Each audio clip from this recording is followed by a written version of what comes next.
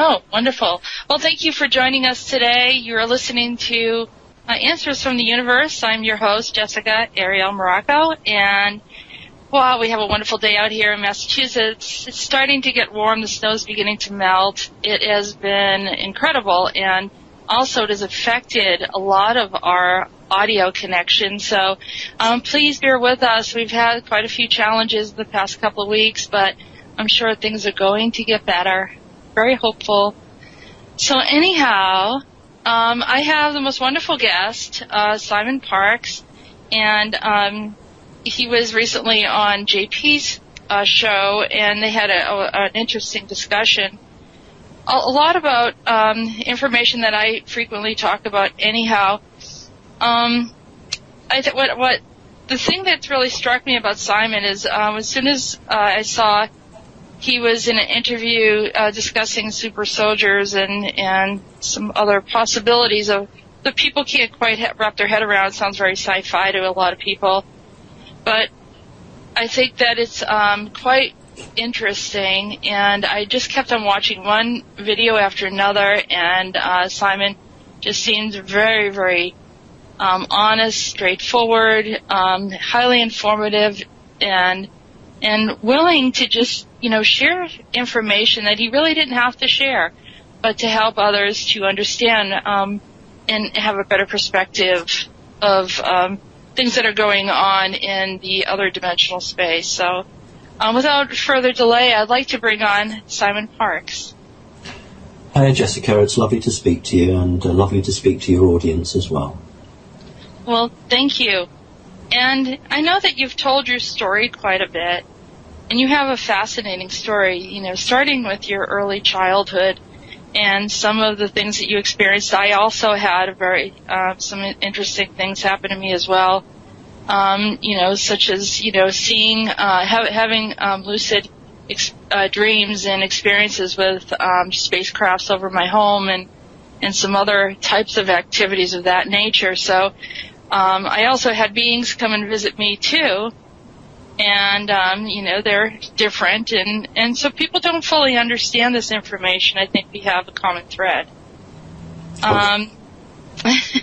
So what I want you to do is maybe share with people some things that maybe you haven't been able or free to discuss because of the time that you have or don't have to go into these topics, but I really want to leave it up to you to talk about things that you think are important. And I also know that you also talk about the jinn, which is something that a lot of people don't know how to discuss. I do a lot of paranormal investigations. Okay. So it sounds like I'm rambling here, but I'm just trying to give you some freedom to express and talk about whatever you want to say. Well, that's fine, Jessica. It's fine. I tend to just go with what the host wants, or if there's interaction with the audience, sometimes from a chat room, or they text or email their questions in. So I'm just fairly flexible, really. But if you don't have a structure, then I'm happy just to lead with it, and maybe then you can, take out those questions and develop the bits that interest you. You mentioned the jinn. Mm-hmm. I did a presentation a whiles back now, because there was just a vacuum in the topic. Very, very few people were even talking about the subject. And those people that were talking about it, they were well-meaning, but they didn't really have any experience of the jinn. They were usually looking at old texts or old writings, or perhaps interviewing people, and they didn't really have the full story. So I did a presentation on that, and that really did get a lot of feedback. Plenty of people from the Muslim world actually contacted to talk about the Quran and the jinn side of it. So, yeah, it's what I've tried to do, I guess, is I've looked where there have been gaps in people's knowledge or people prepared to talk about it, and just tried to start some sort of conversation going. Well, I think that's a good topic because, like I said, I do paranormal investigations with friends on occasion. They ask me to come in because I'm a psychic intuitive medium. I can, see whatever's going on in the space, and sometimes it's, just spirits that have passed over. They still remain in space, but on occasion, it's very rare. It doesn't happen often where you have a very, very powerful being there, and they have different names for it. You know, some refer to them as demons, but there are powers. I mean, they're definitely above the level of human power, and I was just curious if you can kind of expound on that. I know that you have your video, which I would highly recommend people reviewing it. That was very, very informative, and going back to the time of Solomon and the agreements with, was it Asmodeus? So maybe you can take it from there. Well, yeah, okay. There's a big misconception about the jinn. I quite like the word demon. To me, being a demon doesn't mean something bad. Mm-hmm. It's not the fact that something's demonic that's bad. It's the agreements that are made, or the magician that calls them forward, and the deals they do. And it's bad if that energy is going to be used to hurt somebody else or afflict somebody else. Then that's bad magic. That's bad. But the demon in itself isn't bad.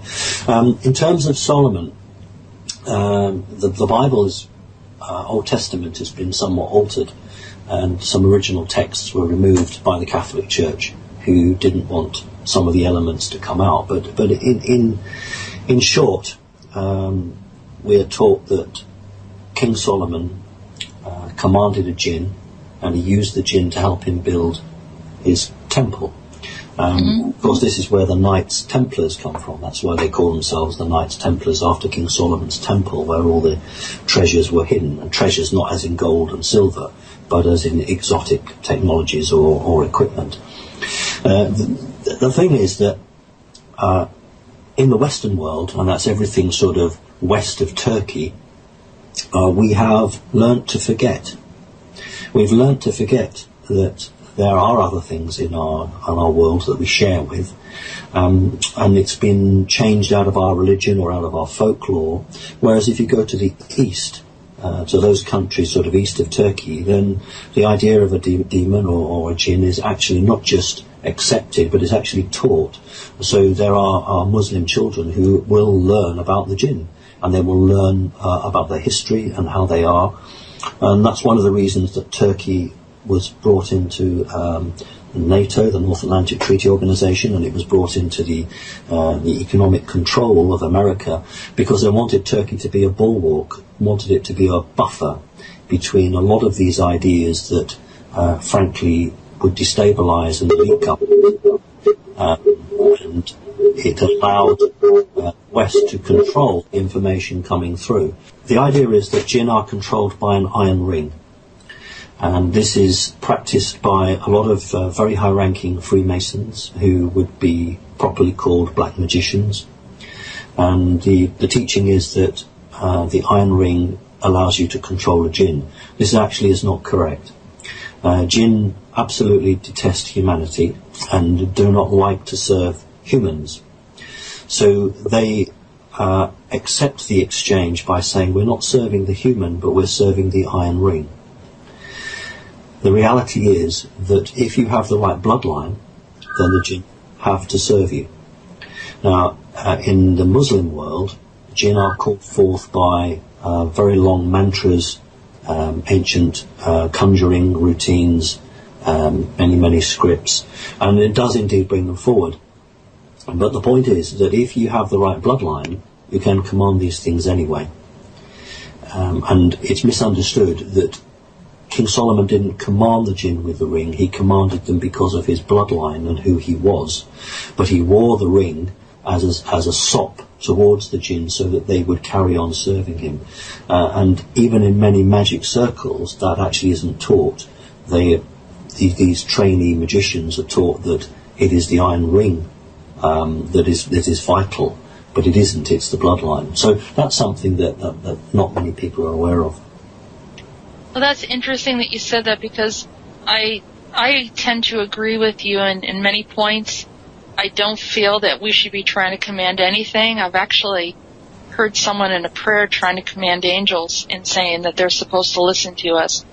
And I said, no, they don't have to listen to us at all. We can request and ask for help, but they're not required to listen to us in that respect, especially if we're disrespectful.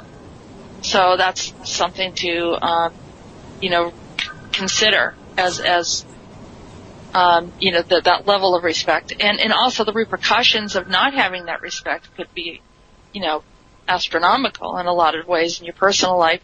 And I've encountered quite a few people who had their lives were just in turmoil all the time, and they sort of had this haphazard kind of approach, not recognizing that these are powers.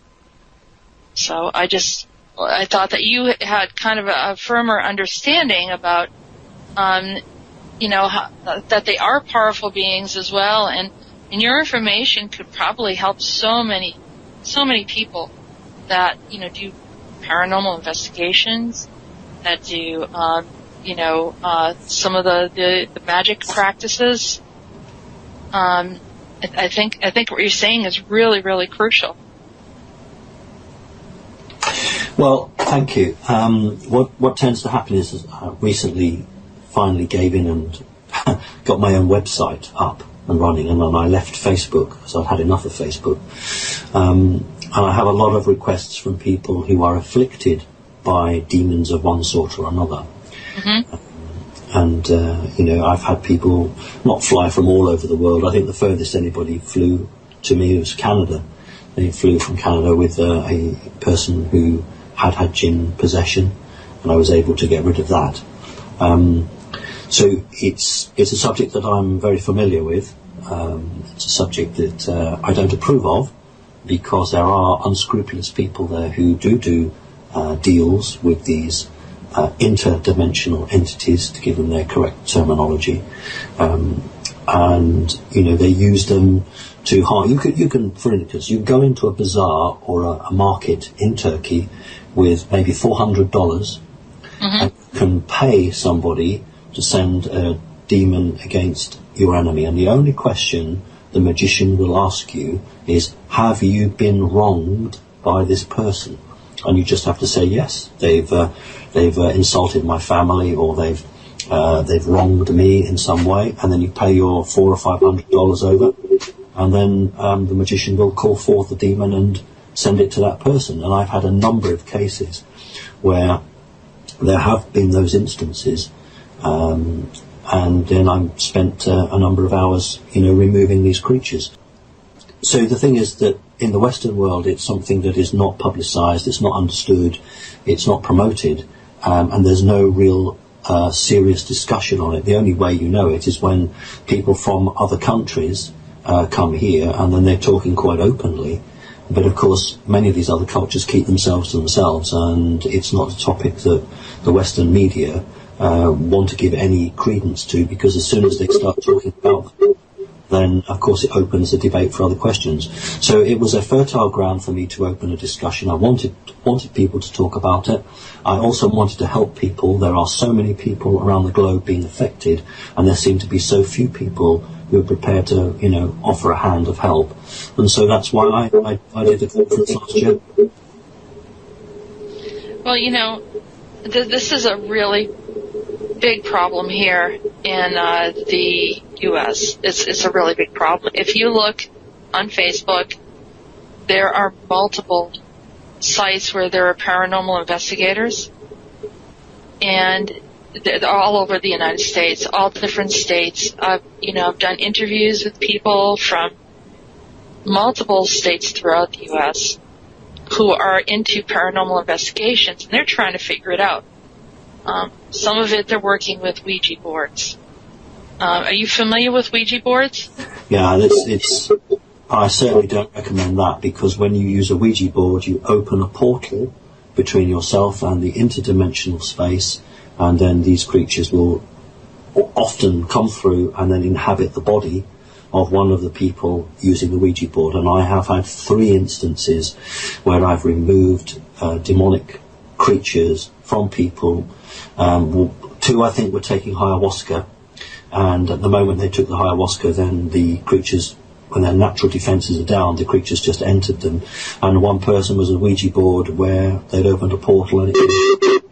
So, pulling demons off people after ayahuasca. Yeah, ayahuasca is... I've had so many people come to me because my primary profession is that I'm a reader.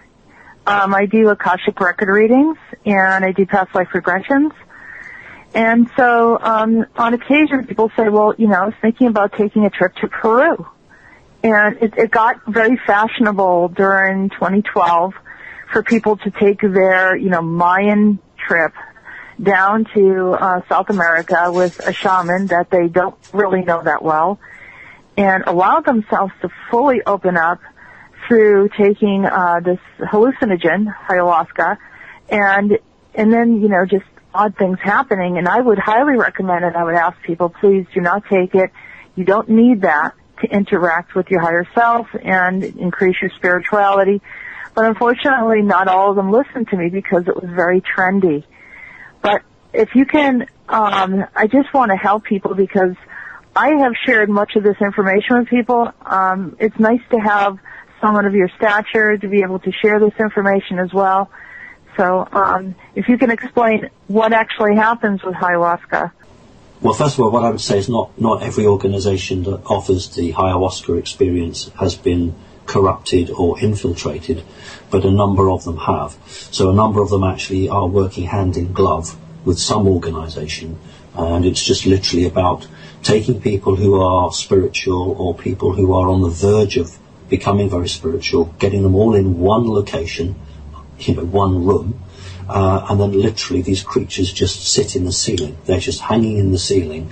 And when the people take the ayahuasca, as part of your natural defense, all human beings have a lesser or greater psychic defense, psychic barrier. And when you take ayahuasca, it does expand your understanding of time and space. But in doing so, you leave the third dimension. And when you leave the third dimension, you actually enter their realm. And as soon as you enter their realm, then it's a level playing field, because they are no longer having to operate in the third dimension. You have gone into their realm, that's their home turf, then they're in charge. So they then enter the human body, and that's what they try and do. Sometimes they'll try and stay there permanently, sometimes they'll use it as a portal and come and go. And often people will say that they noticed someone's personality change. So on Monday or Tuesday, they were really aggressive and angry. And then on Wednesday they were completely different. But there are many other signs as well. So I don't recommend it, simply because if you're going to connect with your DNA strands, which is what Ascension is all about, connecting with your higher self, taking ayahuasca actually does not help you. It gives you the impression that you are ascending or you're having these experiences. In reality, you're not actually connecting your DNA any faster. So I don't recommend ayahuasca. I recommend meditation. I really do. Meditation is much more effective at communing with either yourself or with benevolent energies. Well, that's brilliant. And I'm in agreement with you 100%, and you really fully described exactly what I've already felt. So thank you so much for that. One of the arguments that they have is that the native people have been doing this for, hundreds, thousands of years, whether it's the Native American who do peyote or the South Americans who do ayahuasca. And as I said before, I interact with people of all different backgrounds, Native people, Native Americans, as well as, people that are from Peru, Mayan, Aztec. I've interacted with a lot of different types of people, and I've had many different types of clients from different backgrounds that have come to me and deeply in search of, trying to figure things out. But their argument many times says, the Native people have been doing this for years. How could this harm us?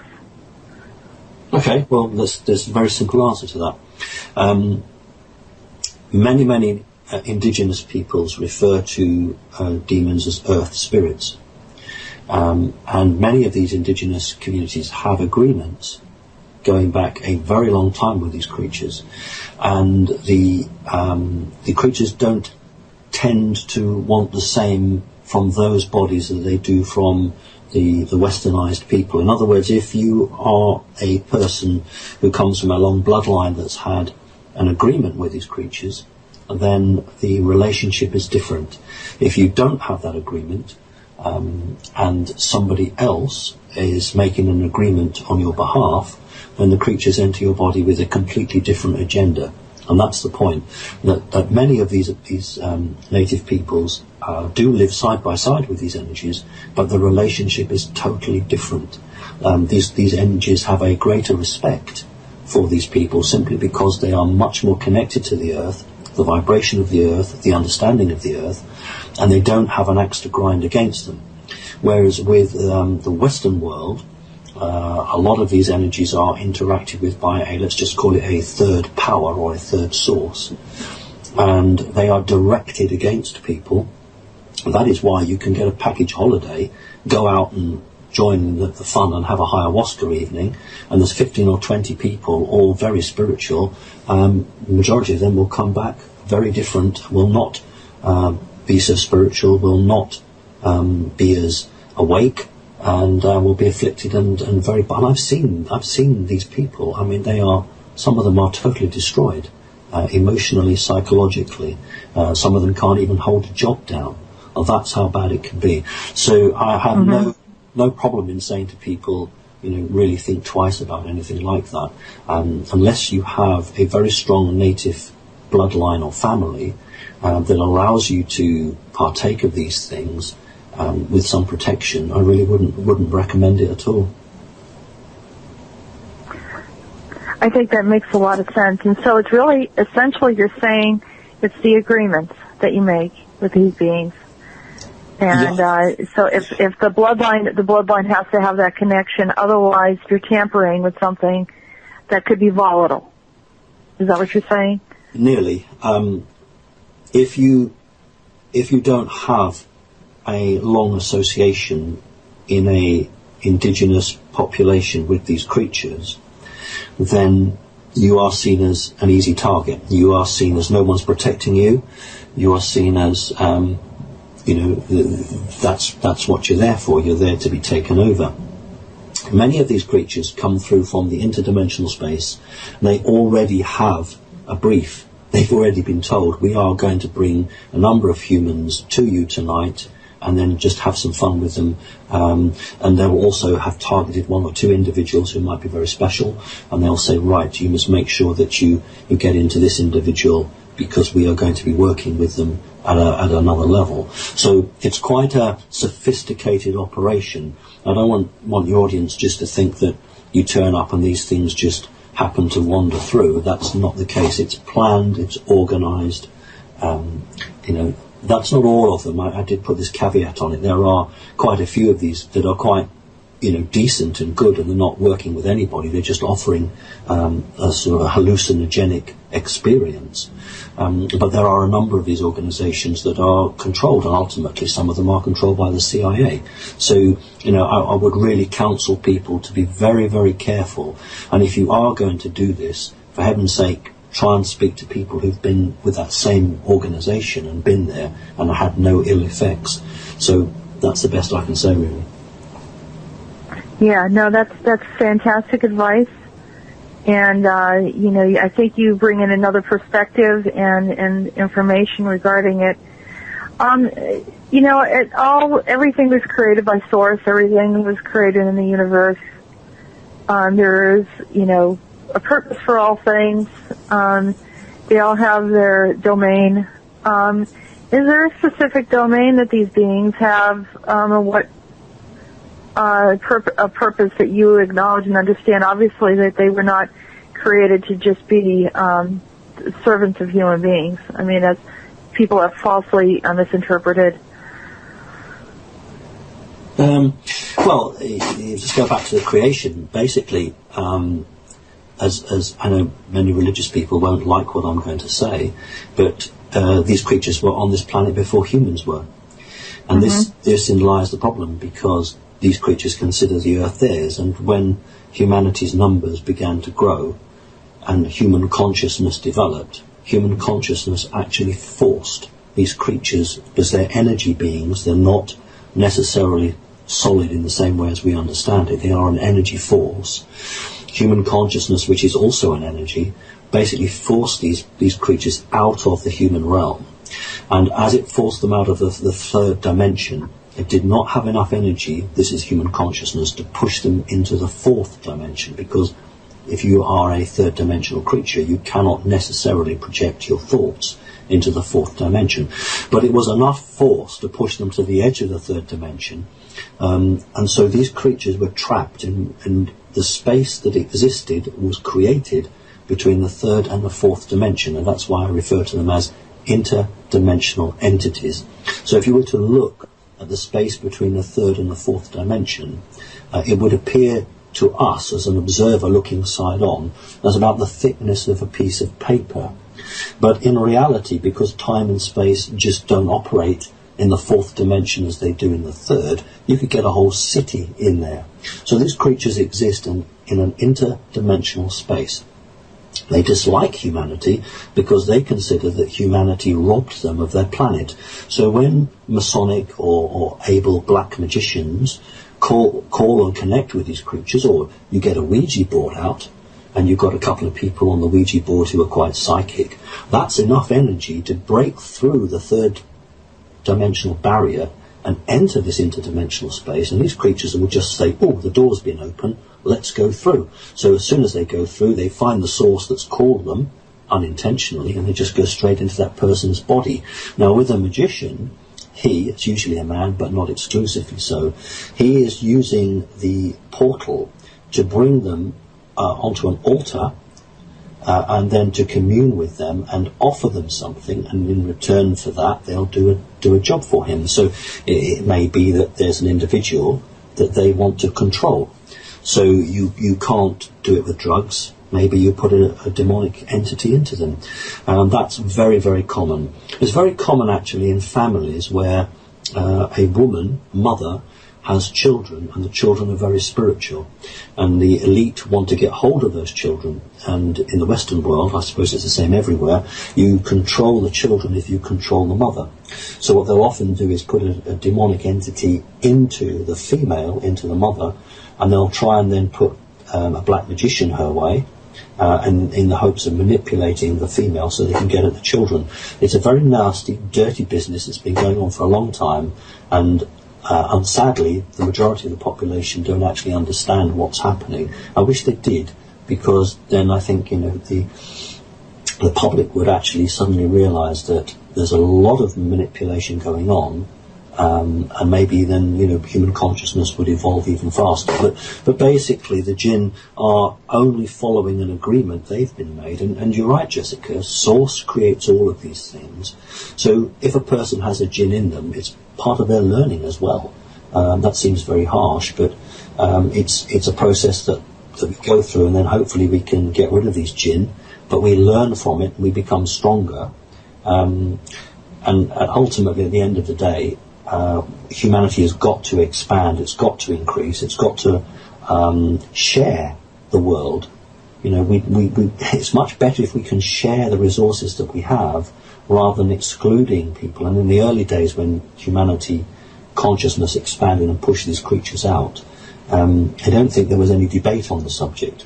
Had there been a bit of a debate and an arrangement, some form of an agreement made, as has occurred with the native peoples, then the environment would be better. And that brings us full circle, because with indigenous native peoples who have made that agreement, they share the land, they share the third dimension with these creatures. That's why they're not attacked. But the modern humans, if I can use that term, in the Western world, never made that agreement. Therefore, it's seen as two groups: the humans who belong to the planet and are energetically connected to the planet as the jinn see it, and those group of humans who are not. That's very arbitrary, but that's the way they are. So that hopefully explains why we would have a situation where indigenous people don't report many problems, whereas those in a westernized society do. Yeah, that does explain a lot, and I do believe that, and I agree with you 100% about these beings. They were here, they've been here, and they have a right to be here, and Source created them, and so how do we be in peaceful alignment with them? What are the parameters that we must respect? I did a regression with a woman who, came from Lemuria, and she had this experience, and she knew she was etheric, and she saw these beings show up, and I've actually seen them too. These are the jinn, or they sort of look like, without form, they sort of just have this dark coloring, about them, so that they more of a shadow effect. Okay. And I knew exactly what they were, and part of the reason why, and she said she saw herself lift up like she just didn't want to be with them because they were of a different consciousness. And then I realized that at that moment, as I was doing this regression with her, I recognized that we're doing this today. We are not open to other dimensional beings and extraterrestrials and so forth that have all been created by the universe. And so because of that, instead of evolving and helping us to evolve and understand, we're trying to exclude and trying to, just demand certain things that don't belong to us, per se. So it seems like this has been an ongoing thing for, our souls coming in different times throughout, the history of the universe, and whether it was Wolverine or Atlantean or in our present time now. I'm not sure if we've quite learned the lesson, and that's the big one, is how do we accept everything and understand that these beings all exist, and accept them and say that, they're here, they're created, and we can agree with them or disagree with them, but recognizing that are not going to go away just because we will them to go away. Mm. Yeah, I agree with that. Yeah. And so, one other question along these lines, and then we'll switch the topic a bit, but I really, maybe this is not so much an issue around, maybe it is an issue. As you said, you decided to talk about it. Apparently there was a need. But it's an enormous issue for the U.S. because it's getting to be very trendy to do ghost hunting, to be a psychic. People don't fully understand what they're working with at times. And so how do you feel about people, ghost hunting, going into very haunted places and interacting or even irritating the spirits there? I've never seen a ghost, but I've met people who I trust who have, so I fully accept, that is the case. I think that if a person is going there, then they have to ask themselves, why are they doing it? Now, if you're doing it because you are related to a member of the family who might be there, then that's legitimate, because you have a bloodline, you have an energetic connection. But if you're doing it because you're curious or because you're doing some research, then you're actually interfering in someone else's domain. It would be rather like somebody calling on your house and trying to sneak in through the back door and try and spy on you and put sort of electronic devices around to hear you when you walked around your home. It's also not to understand the situation that many of these disincarnate entities, these energy beings, actually face. Many times psychic people have gone in to release these creatures who perhaps want to move on and can't. Other creatures don't want to move on and are quite happy where they are. So my advice is basically that if you are related to somebody that you think is in an energy form, call it a ghost, then I think that's acceptable, because you have a right to attempt a connection. But if it's just purely you're just interested and you're just curious and you want to have a look, well, that's not good, and you might end up with all your camera equipment fried or some very expensive electronics not working anymore. So it's probably best just to leave alone. Yeah, and like I said, it's gotten to be extremely popular, and whether it's related to television shows and just people's fascination with the other dimension. I think a lot of it is trying to learn and to understand what's on the other dimensional side and how these, to see the effects of the paranormal. And it's pure curiosity, but it's a dangerous game. It's people, like when they're in their youthful days wanting to play with the Ouija board, it's the same thing. It's just a dangerous game, and anything can happen. I've heard of people being thrown, and hit and scratched and all that sort of thing. So, yeah, I mean, here again, great advice. If they have any encounter, and like I said, their lives are just like in turmoil afterwards, what do you recommend that they do? Right, well, if they've got a possession that something's come into them, literally, then they need to speak to somebody who can advise them. There's obviously, I do that. There will be plenty of other people, I guess.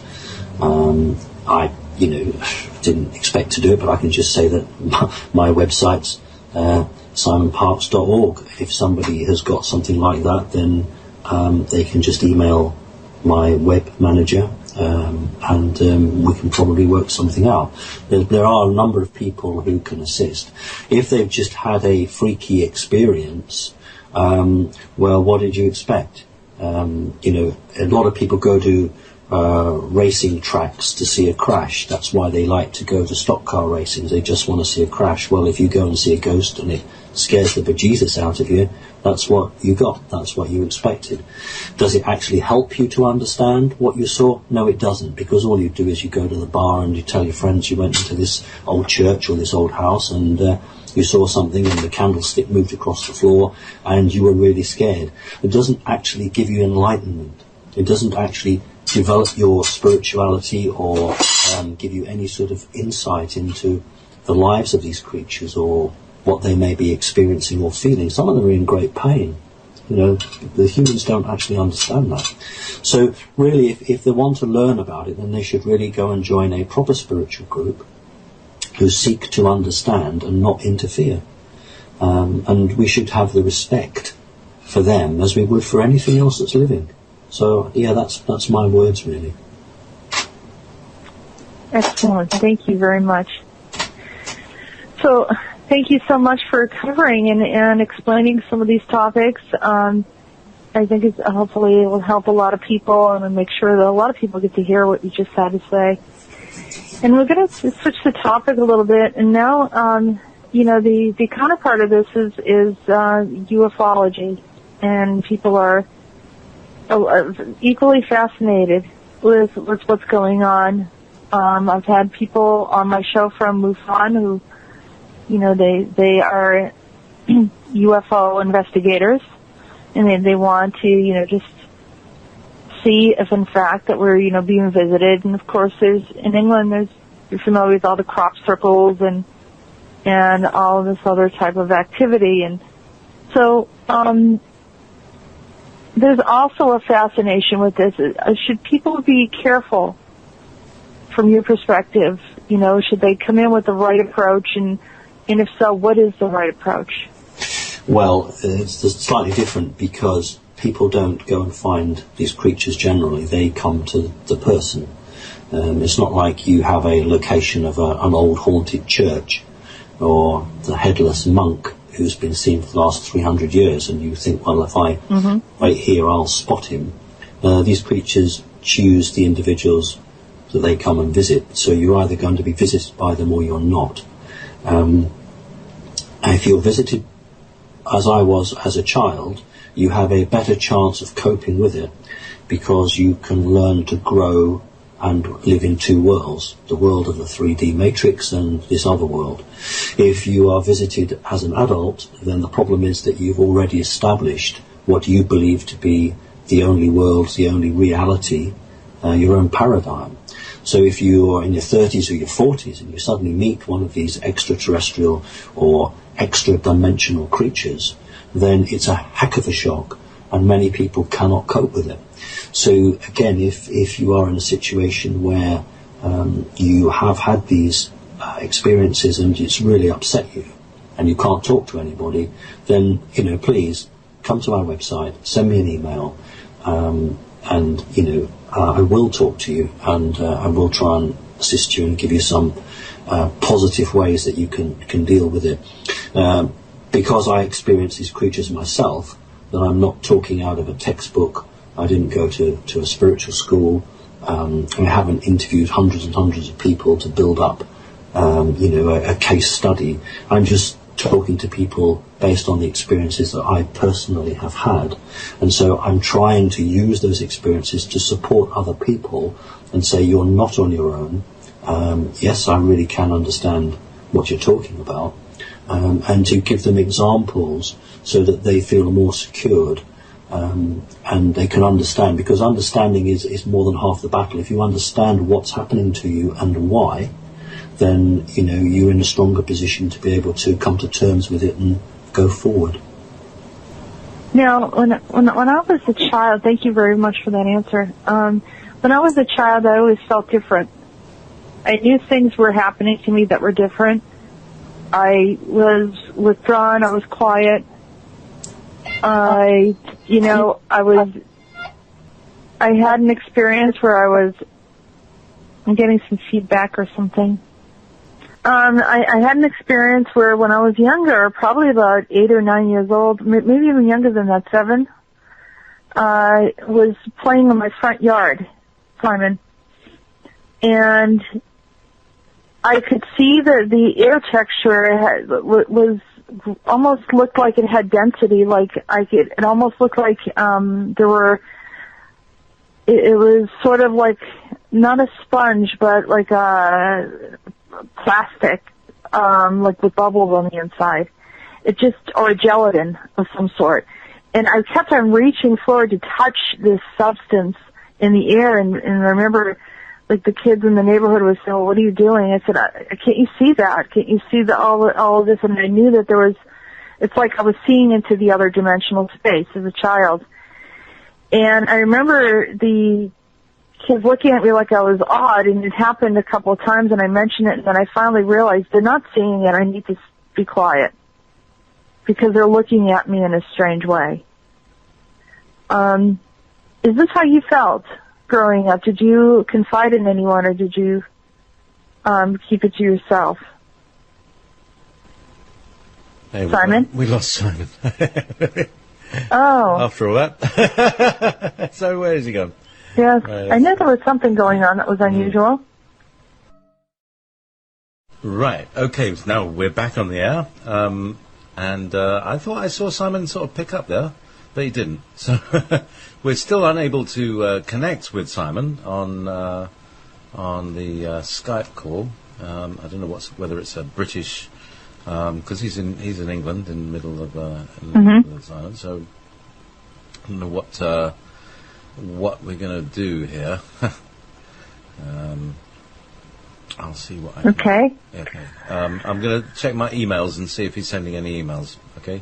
So, but okay. Why don't you talk about what you've just been talking with Simon about? Your impressions. Yeah. Well, I really think that the topics that we discussed earlier when I was speaking with Simon really helps people to understand more in depth of the reasons why you do not tamper with some of these different types of energies that are out there. If you don't understand something, it's not a good thing to just jump in and try to explore and investigate. As Simon mentioned, there are certain agreements, especially with the indigenous people. They have agreements through a bloodline. The bloodline seems to be the crucial aspect of what is the connecting force, because it links back to an agreement of respect, and it's something that's ancient, and it has value, not just to us, but to the beings on the other side, and whether it's the jinn or whatever term that you may use for them. And so that part I thought was very enlightening.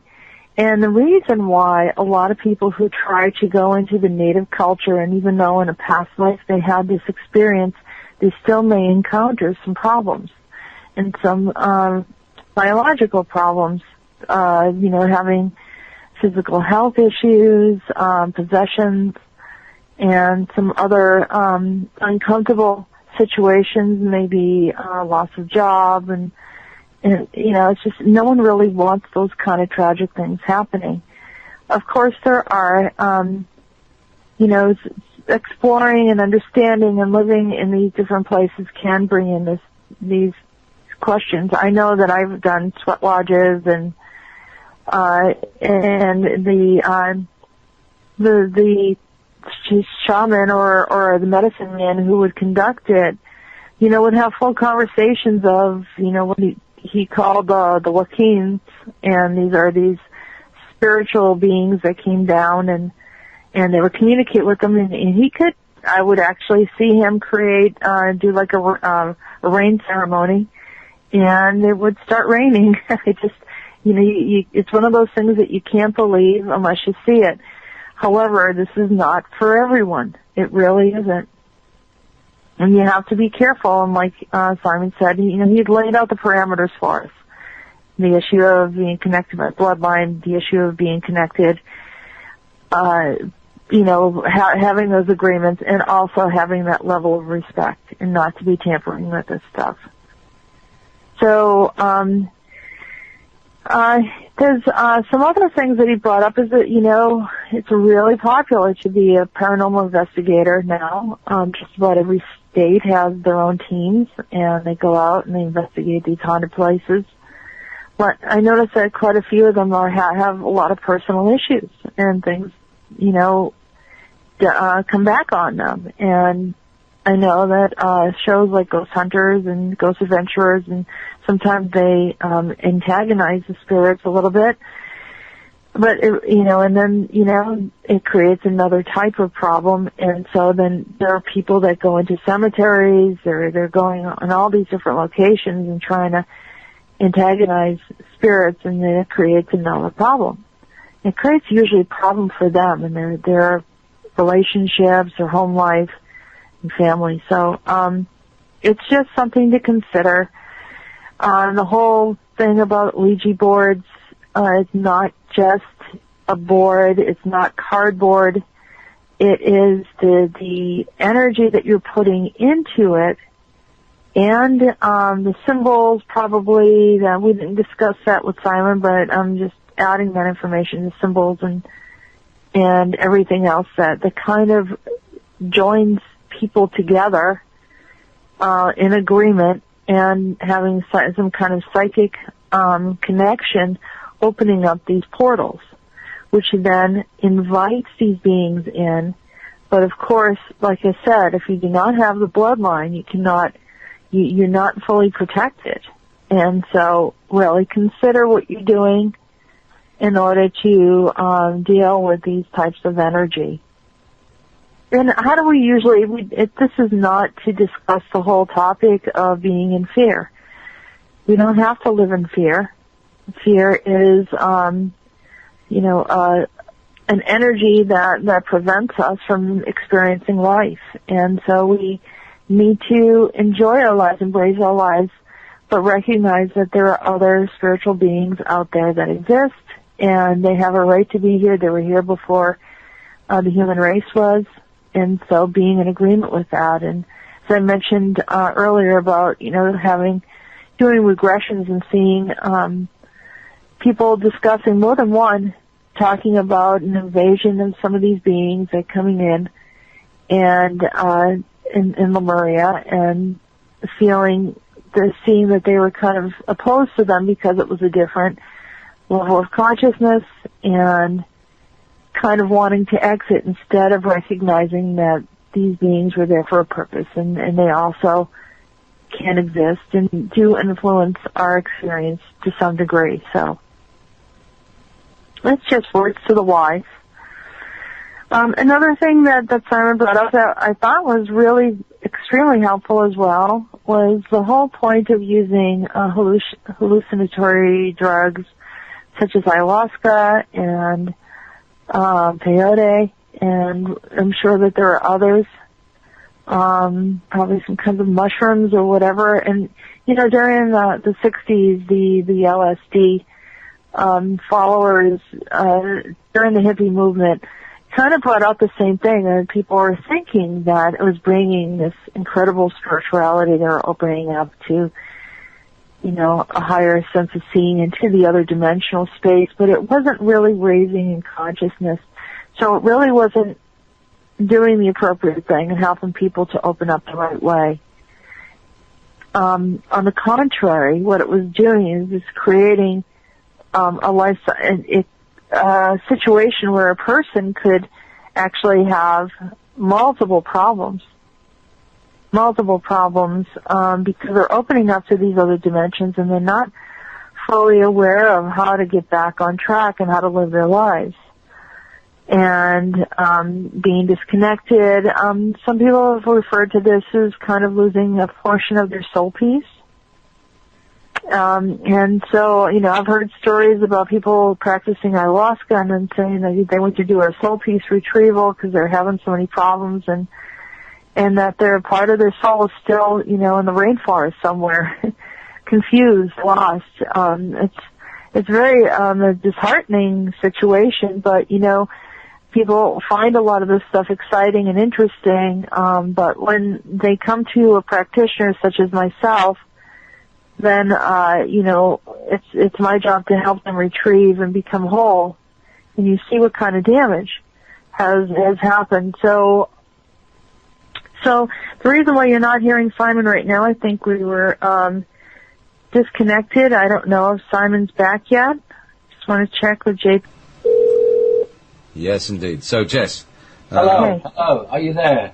Ah, Simon. Oh, yes. Yay, Wonderful. we're back. Okay. Well, I think we had some sort of attack there because I think Jess said there was some feedback. That was the last thing I heard her say. And then it just went, huh.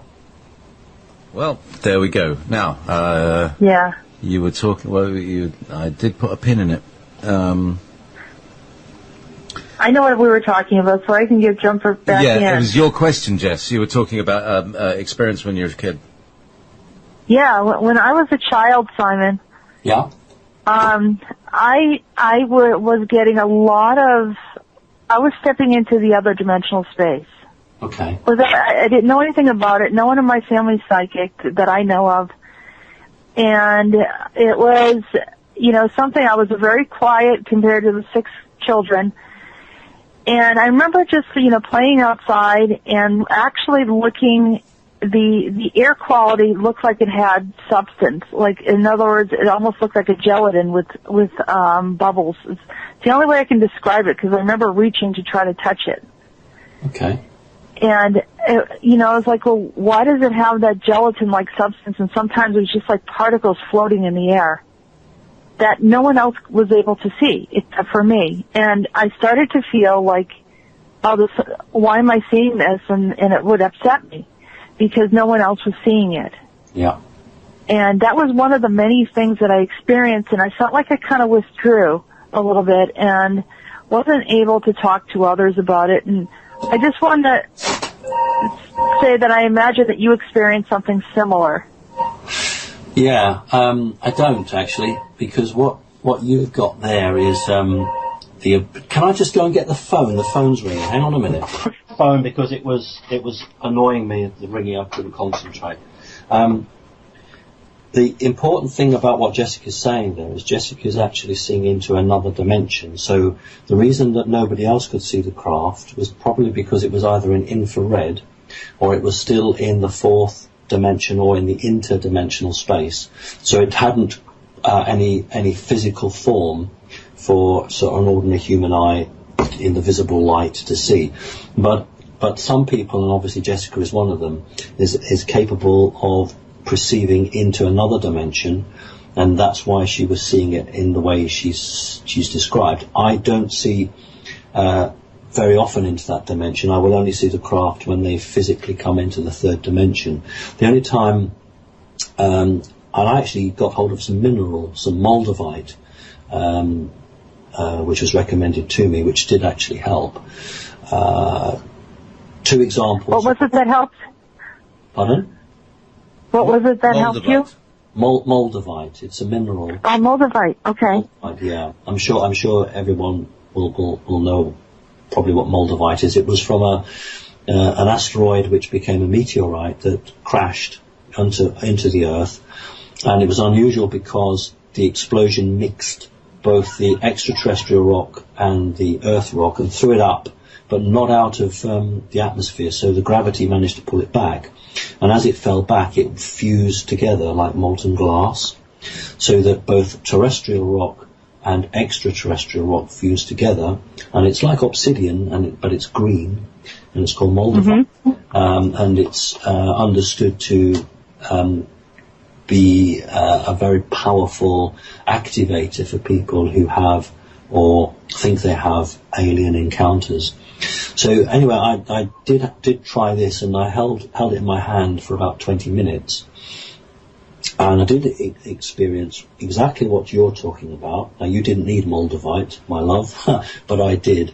And the best way to describe it would be I would walk out the room, and then I'd reach my hand out for the door handle to open the door to go out, but find I was about 9 paces too early for the door. So my perception that I was at the door, I wasn't. On the other one I get now, I don't have that with the Moldavite. If I'm walking downstairs, and then suddenly one of the stairs appears to have gone. So when I look down, I see normal 3D stairs, and then one missing, and there appears to be a massive drop going goodness knows where. And I know in my heart that there's really a step there, but I'm perceiving nothingness, and I actually jump and will physically jump the stair. Then I'll look back and it'll just be normal. So I get these glimpses of another dimension, but I can't control it. But what you've described to me is that.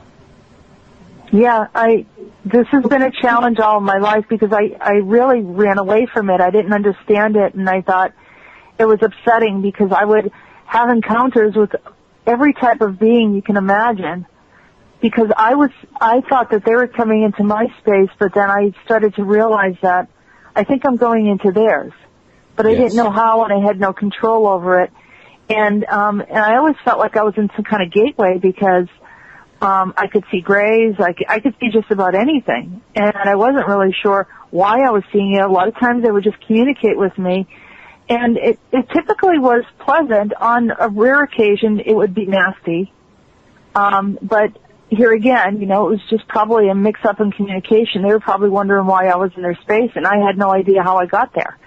So I've been called a space shot, you're in 2 different worlds, or what do you're very good as a reader, but, sometimes my sense of direction is completely off. It's always off. And so I need a GPS to take me everywhere. So, it's things like that, people say, well, how come, you can read, and yet, I said, I'm bridge, I've learned to deal with kind of being in 2 different dimensions at the same time. Or whatever dimensions they are, but at least, the 3D and then something else. And, it's been a challenge. I've learned to control it, but I've also gotten into writing, and it enables me to kind of release some of the information. But I always felt different as a kid, like kind of different, not in a good way. Like I wanted to not talk about some of this stuff. And it wasn't until later on in my adulthood that I started to come more forward about it. So I imagine that you sort of, I applaud you for coming forward and talking about some of your experiences because people don't know how to understand it, but it seems like you handle it very well. I mean, you're able to talk about it and people respect you. So I just want to get your feedback on that. Well, as I said earlier in the show, I've been around these creatures for a very long time, as a small baby, as a small child. When you're very young, you don't know any different.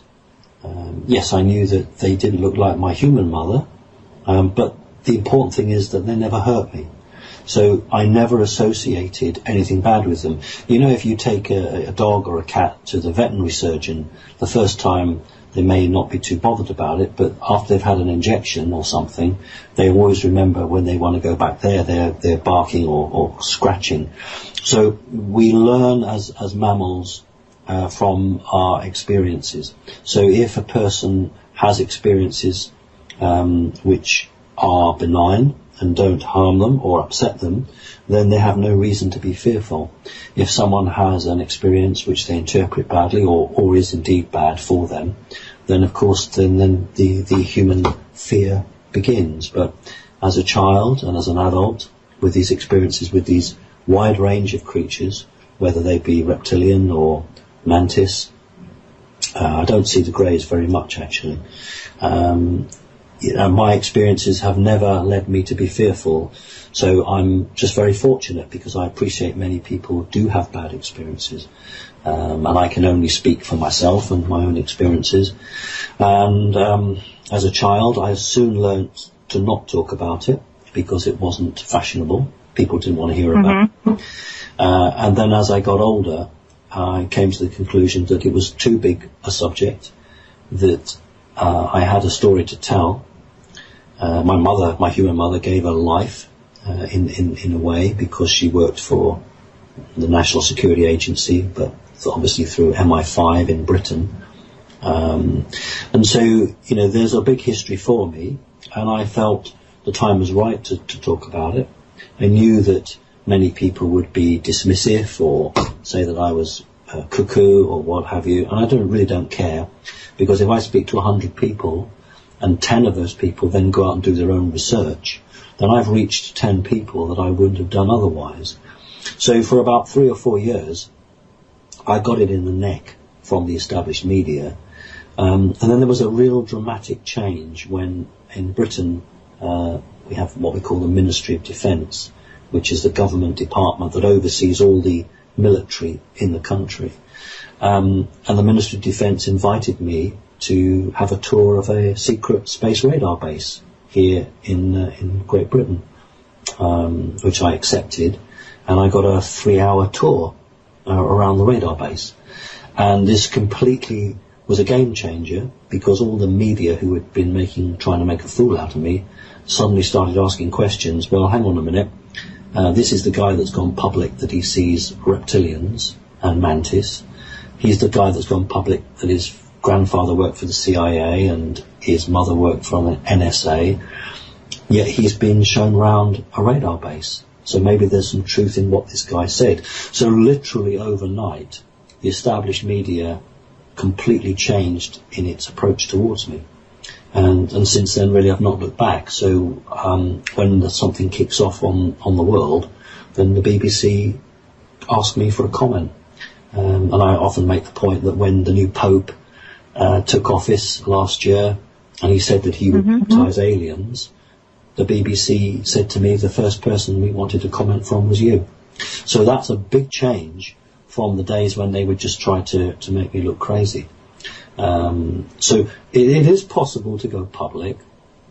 It is possible to walk a very fine tightrope between giving information which is helpful, but not giving so much information that elite bodies start to really take a hatred to you. I mean, I think about dear old Alex Collier, who was threatened with his life and disappeared off the scene for over 10 years and then came back again.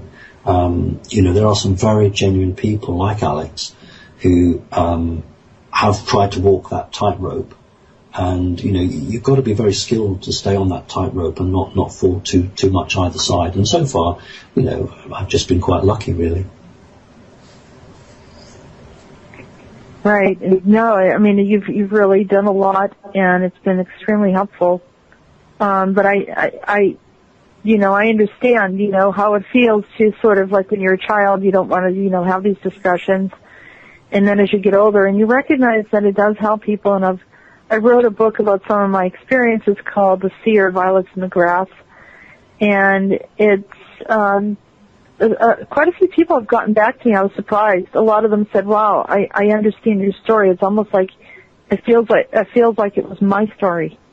Okay. So there are people that, are intuitive or that understand the culture that I grew up in the U.S., understand some of the odd visions that I've had, and not all of them, but maybe recognize a few different things, because I think they're common they're a piece of our history, and so that as a soul group of the human race, that people recognize it. And, I've talked about all different types of beings that I've seen, and one of them was, I did talk about the Greys. And, the Greys never came to me in a hostile way. They came to me that they were upset about what was happening to the Earth. And this is so contrary to what everyone else is saying. And what their thoughts and intentions are of the Greys coming here. But from my perspective, they didn't like that we were destroying the Earth, in its environment. And one of the interactions that I had with them is, I remember looking at them and I said, "Oh, you're an alien," and then they showed me like a quick, a really close up of my eyes and my eyelash, and how my eyelash was moving, like when your eyes are blinking. Uh-huh. And then they said, "Well, you're a bug." They said that to me, like, in other words, your eyelashes look like a spider. And they didn't say it, but that's what their impression was. And so they were playing with me and reminding me that, from what my perspective of them, I was judging them, and then they judged me back, and then I got what they were saying. Like, in other words, once we got past that, then we could communicate in a way that they were expressing their concern. So that was my interaction with them. It's very unique. It's different from what other people have had in expression. So you said you haven't seen the Greys too much or interacted with them. No, I've seen maybe I've had about 15 experiences over my lifetime, which is very small compared to the others. I've seen probably about 3 or 4 different species of Grey. The ones I don't particularly get on well with are the ones that Hollywood promote. There's the ones with the big wraparound eyes, the almond eyes, and the reason I don't get on with them is because generally they don't have a soul. I find it quite difficult being around animated bodies that don't contain a soul. So that's the only reason that it's a prejudice I have, I guess.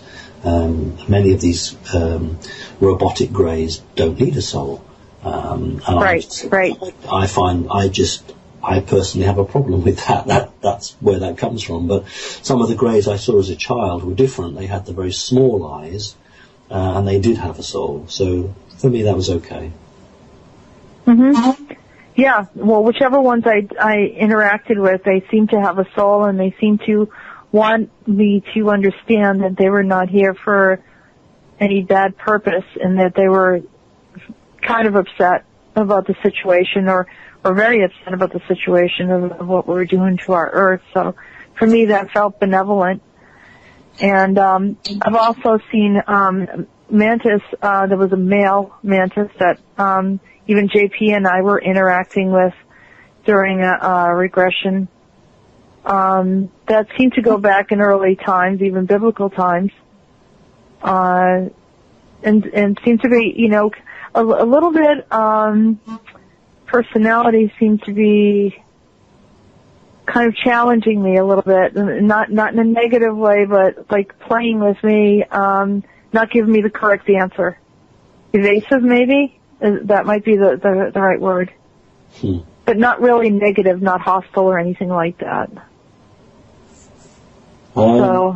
Yeah, I mean, that's about right, really. The mantis, I know you guys say mantis, and here in Britain we say mantid, but the mantis generally are keepers of, not secrets as such, but lore, and they're very, very cagey about giving out what they consider to be sensitive information.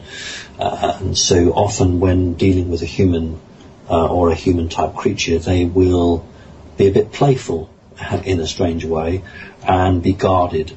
One of the main reasons for this is because often when a person interacts with an alien creature, the human military then try and pick that individual up and then find out what's been going on. And it's not unknown for a human to be chipped, and then when an alien comes and takes them either physically or in their energetic body, then the military will attempt to follow that person, and certainly when they return back to the Earth, then they will try and abduct that person and extract from them what they might have seen or might have heard. So a lot of aliens are incredibly cautious about what they say or do with a person, and they go to great pains to try and wipe their mind, so that if the Earth military do pick them up, then they can't really tell them very much. So it's quite a game of cat and mouse going on, and have done for the last 50, 60 years. Yeah, and well, like I said, that there's one thing to see them and to have people, draw pictures or whatever. I've not had. Well, I take that back. I have had some odd memories. Some of them were not positive, but it was not from this lifetime. But for the most part, when I interacted with the mantis or the mantid, it definitely felt like it was a male, and it felt like exactly like you said, a little cagey, a little evasive. But I found he was endearing. In some way, I definitely liked him, and didn't feel like he was, here again, not as threatening and scary as some people interpret. My experiences with a lot of these beings have been interesting in certain characteristics and attributes that, for the most part, they exist, we all have our space, we all have a purpose, and at some points our experiences collide. Yeah. It's funny, because one person who was quite happy to call herself an abductee said to me that what upset her most was that these creatures never spoke to her during an abduction. And she said to me, why don't they speak to me? Why don't they communicate to me? And I said to her, because they don't bother, because you're not supposed to remember. Because they wipe your mind at the end of the program, and therefore they don't bother talking to you because you won't remember. But in her case, it didn't take 100%. So she had these partial memories of interaction with these creatures, and the big thing for her was that they never spoke to her. So I said, well, look, next time you're there, ask them if you can remember some of it, because you'd like to have a conversation with them.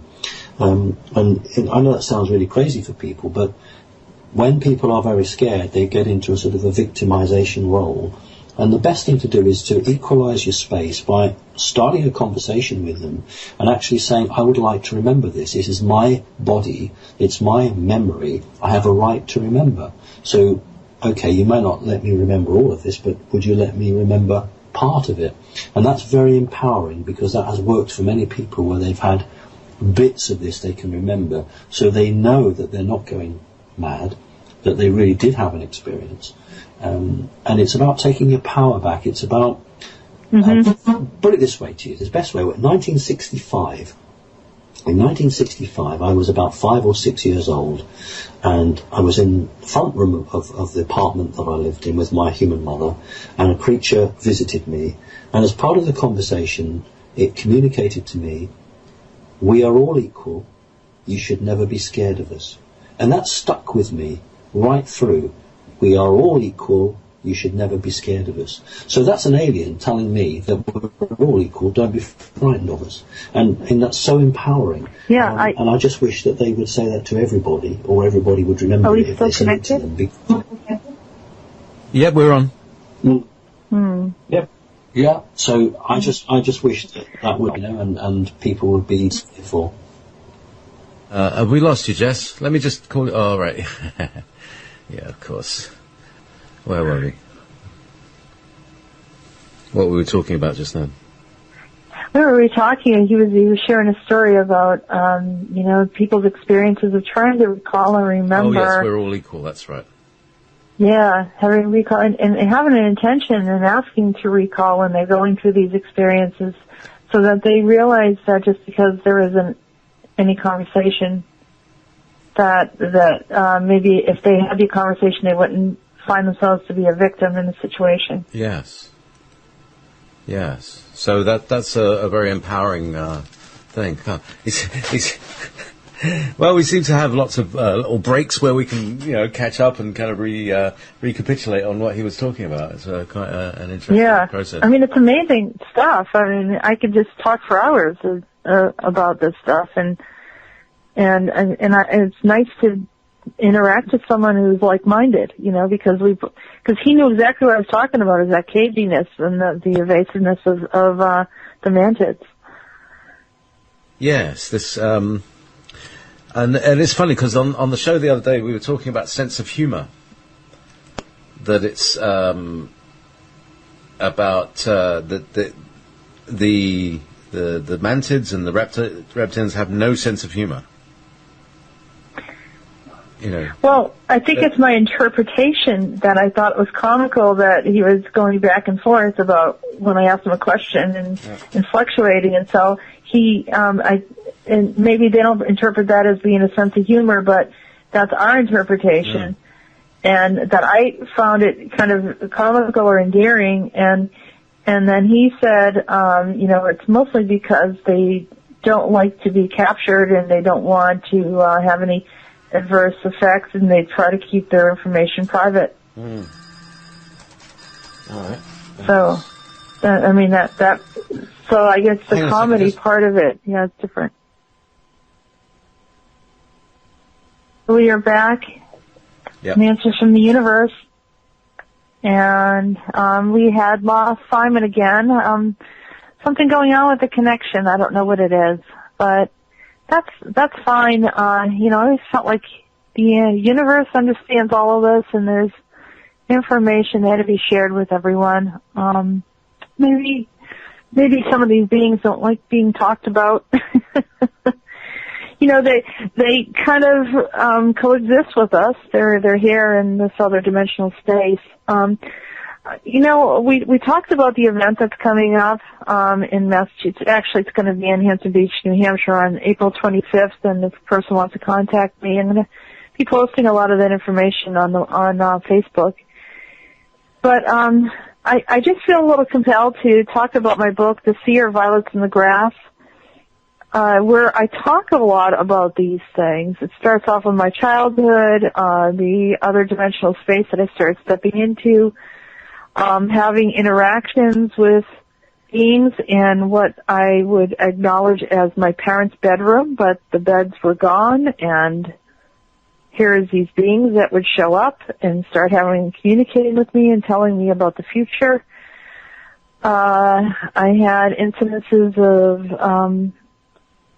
a woman that shows up while I was in a den of my house, listening to music. And as I'm listening to the music, a woman walks in that I'd never seen before. She leaves the house, or she walks away because I wouldn't touch her hand. I was afraid to touch her hand and wasn't sure why.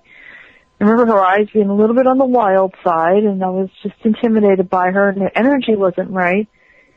And when I had a discussion with my mother about her, she didn't know what I was talking about. So never heard the woman leave through the door, just sort of disappeared. I can't explain a lot of this stuff. I was trying for years to try to figure out what exactly was happening to me. And I always thought that these things were coming into my space, and as I'm becoming more knowledgeable in these areas, I'm realizing that I was going into their space. So that then brought up the question of, what is my purpose for doing this? Why am I doing this? And finding that a lot of who I'm interacting with on the other side seem to be peaceful, seem to be kind, seem to have a higher purpose, seem to have a higher consciousness. Even the ones that challenge me, I recognize that they're territorial, they have their space, they're allotted that space, and I've learned quite a bit. It also helps me to help others. But for those that are curious, I mean, there are a lot of pieces of information that I talk about in the book, and even though I call it like a fictional book, it's it is sort of a biography. I call it a fictional book because people wouldn't understand it and wouldn't comprehend fully. But it does, address a lot of different issues. And when I was really young, Simon touched on the topic of robots, or, the Greys being, some of the Greys are just robots. And I remember at a very young age being frightened and saying, the robots are coming. The robots are coming, and crying every night. It went on for a period of time where I just felt very, very frightened. But I think it was the coldness and the lack of communication or soul that kind of made that feeling accentuated and intimidating. So a lot of these things that were one of the reasons why I was all excited when I saw Simon is because I saw that there would be something in common that we had, and that was growing up, having these encounters, not understanding how to interact with people about it, and then, finding ourselves kind of doing this work and helping people to explain, almost like being, whether it's a liaison or an interpreter, or an advocate for other dimensional beings. I'm not really sure what the role is. All I know is that we can, bridge that information. So, and we're hoping that we can still reconnect with Simon before the end of the show. We have, a little more than 15 minutes or maybe around that point. So, I'm just going to keep on sharing about it. We're just going to have him back. Just going to have him back, eh? Yeah, I would love to have him back because I have so many questions to ask him about. He even is very knowledgeable about the Montauk Project, the Illuminati, and I know that JayPee, you talked to him about the Montauk Project. Simon, I don't know if I spoke to Simon about the Montauk Project. I spoke to Stuart Swerdlow about the Montauk Project.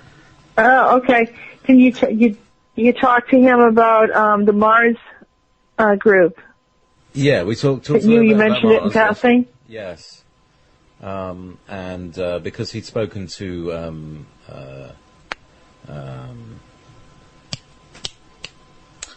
Captain K and the other guy, and Alfred Weber.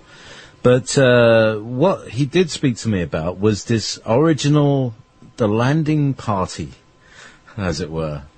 That there was a 12th dimensional ship, the origins of humans on Earth, where there was a 12th dimensional ship, which basically crash landed on Earth, and